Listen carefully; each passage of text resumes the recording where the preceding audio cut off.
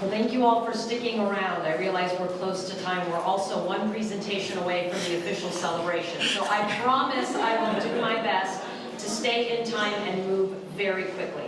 I really appreciate the opportunity to be here today to talk about criminal justice reform and its impact on public safety, specifically decarceration of our jails and prisons in California, and what impact that has on crime.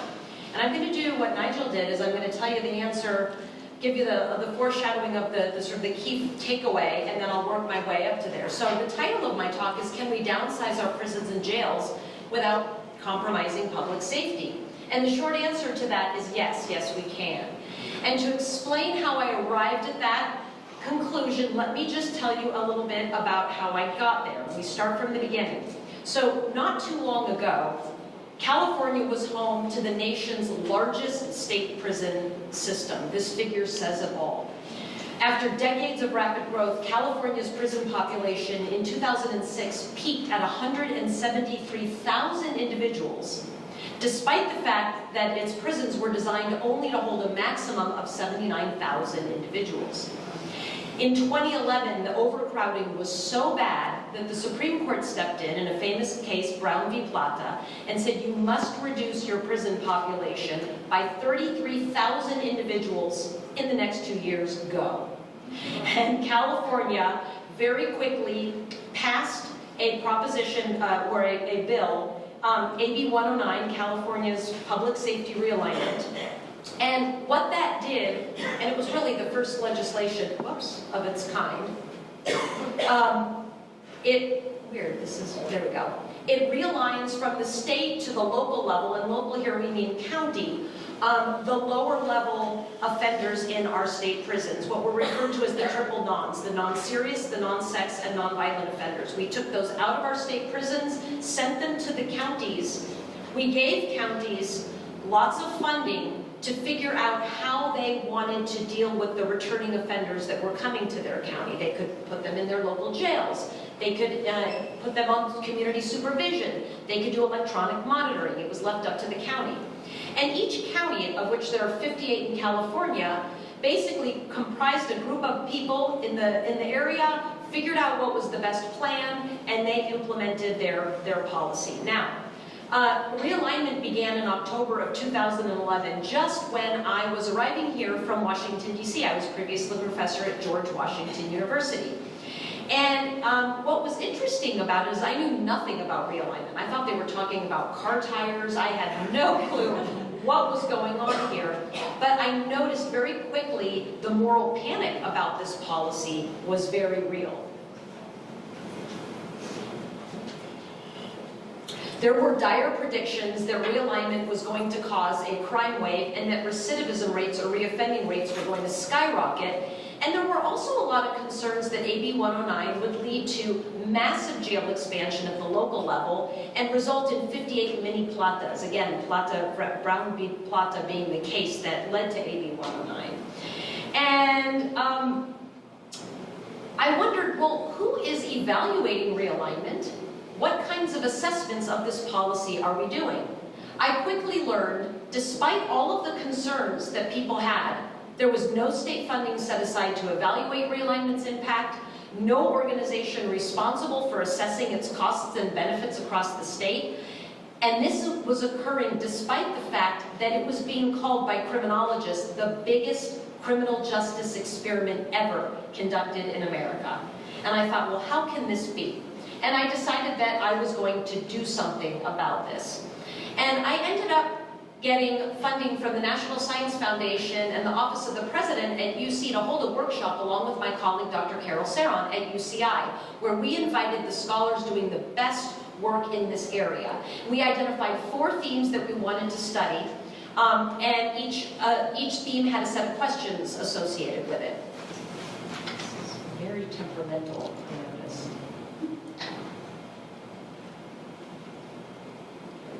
So the first theme was the origins of the crisis, and we wanted to understand what were the historical roots of the crisis that led California to find itself before the Supreme Court in Brown v. Plata. Here's a picture of the overcrowding that is obviously part and parcel of that answer. I'm sorry, this is just very fussy. Gosh. Okay, theme 2 involved the diffusion and translation of law and policy reform. We wanted to know how the Brown v. Platter ruling and subsequent realignment legislation had been translated across the state. In other words, how did this vary county by county? Third, and my personal interest, was understanding realignment's impact on criminal justice in California, particularly crime rates and recidivism rates. And then finally, we were interested in the future of decarceration, both in and outside of California. Like, for example, could we export California's experiment to other states that were also facing prison oversizing? And so basically, we had the researchers publish their do studies, and we published their studies in a special issue of the Annals of the American Academy of Political and Social Science. Carol Saron and I co-edited this. There's lots of important findings in this, but I just want to talk about the ones that are most relevant to crime, because that's really where the moral panic was. So a study done by Magnus Lofstrom and Stephen Raphael in 2016 wanted to analyze statewide crime trends pre- and post-realignment to see whether they went up, down, or stayed the same. So they examined that particular time frame there. And what they found, you can see that the bottom line is violent crime, that's the dark line. You can see the vertical line representing the month before realignment went into effect. And you can see for violent crime, the trend stays roughly the same, apart for a little bit of monthly variation, meaning realignment had absolutely no impact on violent crime, as many people were claiming. If you look at property crime, which is the line above it, what you can see is that there's a slight trend upward post AB 109's implementation, suggesting that realignment did have some very small impact on property crime. And we found out that that was mainly for the crime of auto theft. So they also, we've got some important directions here. Maybe it's true. So the authors did a cost-benefit analysis as well, and they found that 1 year served in prison as a result of realignment would have prevented 1.2 auto theft and saved the state $12,000 in crime-related costs. On the other hand, the cost of that 1 year in prison for the state was, this is back in 2013, $51,000, close to $52,000. Anyone know what the cost is today in 2025? Yeah, well over $100,000, right? So as a result of that, the statewide level prison crime effects are small, the criminogenic consequences of realignment have been modest, and it hasn't done much to save the state a lot of money. Or it has done a lot to save the state money. So Carol and I worked really hard to disseminate these findings beyond just academia. We wrote an op-ed in the Washington Post. We went up to Sacramento and spoke with legislators. We spoke with media folks. And it was something really interesting happened during this outreach. People said, oh, I don't really care about your findings on AB 109 anymore. That's interesting, but I have a different question. We're like, okay, what's that? And they said, well, now Prop 47, a new criminal justice reform, has been passed. Forget what AB 109 says with respect to crime. What about Prop 47? So for those of you that may not be familiar, Prop 47, which is the second criminal justice reform following AB 109, reduced certain drug possession felonies to misdemeanors, as well as required misdemeanor sentencing for a whole handful of crimes. All of these crimes prior, if convicted, an individual was sentenced to as a felony and sent to a state prison. Under Prop 47, these were reduced to misdemeanor sentencing, which mean that folks mainly went to jail and served sentences of under a year.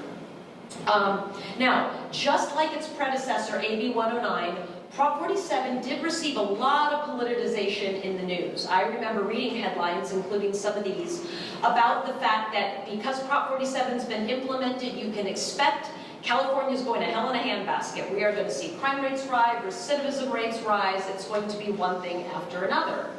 So same claims, same alarming headlines, but also the same situation with no funding set aside to actually evaluate its impact.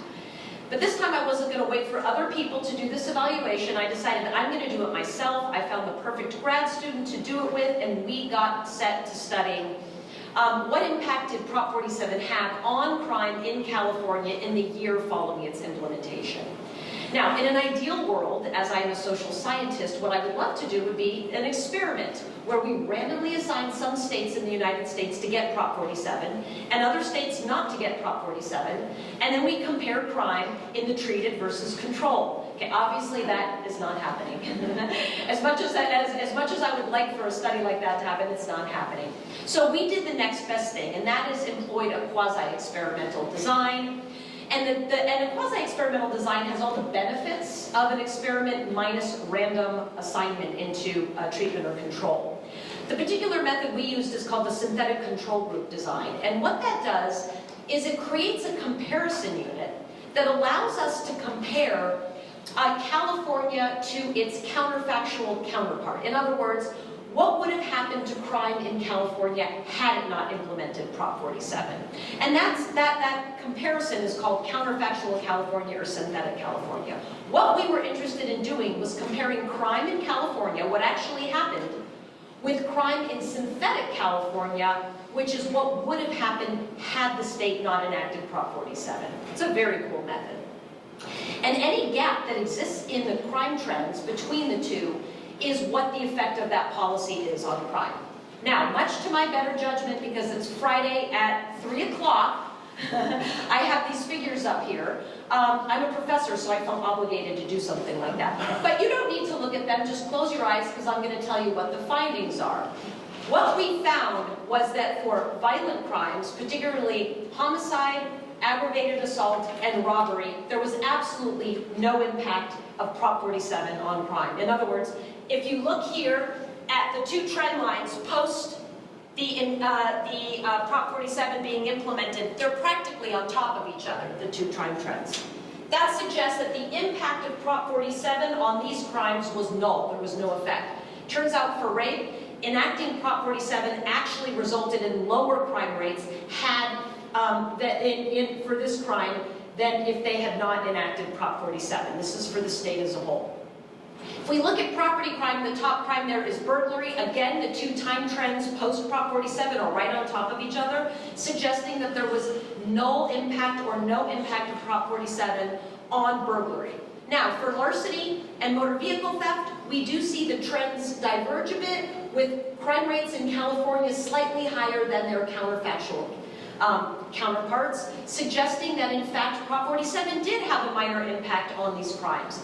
I won't get into this in too much detail, but to determine whether these findings were truly robust, we did a bunch of sensitivity analyses to determine whether if we changed the model specification, our findings would hold, or if there were spuriousness in the findings. What we found was that, in fact, when we do these robustness tests, the findings go away. So our major finding for this study on Prop 47 is that it had no impact on violent or property crime statewide in California. Again, Carol and I, this was my grad student and I, worked very hard to get our findings out there. We published an op-ed in Governing Magazine, New York Times, and other outlets covered these findings. We did our best to kind of get them out there. Now, a year later, little did I know how things were going to change that were going to provide the ultimate experiment to understanding criminal justice reform. Does anyone know what happened a year later? Or what could have happened that maybe was like the biggest experiment ever in this respect? COVID, exactly. The thing about COVID, and many people don't know this, is that during COVID, to slow the spread of the virus, there were a lot of individuals released from our prisons, but mainly our jails in California to slow the spread. This gives you a sense of how much releasing we did of individuals incarcerated in our jails in California. This shows you, starting in 2019 M1, that's month 1, through 2021 month 1, this shows you the statewide jail population in California. And you can see that it was humming along pretty steadily over time, and then a huge precipitous drop. That is what was going on in the wake of COVID-19 as jails all up and down the state started to release individuals from jail. And one of the things that was really interesting was they identified folks that were at the very end of their jail sentences or posed a very low risk, but this is a pretty significant drop. At the same time, violent crime rates in California were at their highest ever. Since 1960, homicide was at its highest rate ever. So we wanted to determine what the impact of pandemic jail decarceration had on violent crime in California's 58 counties. Again, I'm wrapping up, using the synthetic control method. And we focused on jail, this really is just a minute more, focused on jail decarceration dosage. We identified those counties that released a lot of people, well over 35% of their jail populations, like San Francisco, Sonoma, those listed here. And we compared them to lower decarcerated counties. These are counties that only released a very small percentage of their population. And then again, we determined the gap between the highest dosage and the low dosage. Again, don't need to look at this, but what I want to tell you is that we found that for most of the counties, we found absolutely no impact. In other words, the effect was null. Those counties that decarcerated their jail populations at a very high rate had no impact relative to their low dosage counterparts. We found for some counties, and that's true, for example, for Contra Costa, San Diego, and Orange. For Sonoma, we do see that crime rates were a bit higher because of the release of jail populations from that high dosage county. But in San Francisco, that amount of jail decarceration actually reduced their violent crime. So it's a mixed bag of findings. We published those results and talked about them in a Scientific American op-ed. The implications of all of these studies, as well as studies of others that are doing work in these areas, is that we can downsize our prisons and jails without compromising public safety. Of course, there is still much politicized around these reforms and concerns about crime, and then we've recently rolled back a lot of these reforms in the last election, so how things will matter moving forward remains to be seen. I'll continue to do my research and do my best to get it out there to make sure research informs the discussion and policy making. So thank you.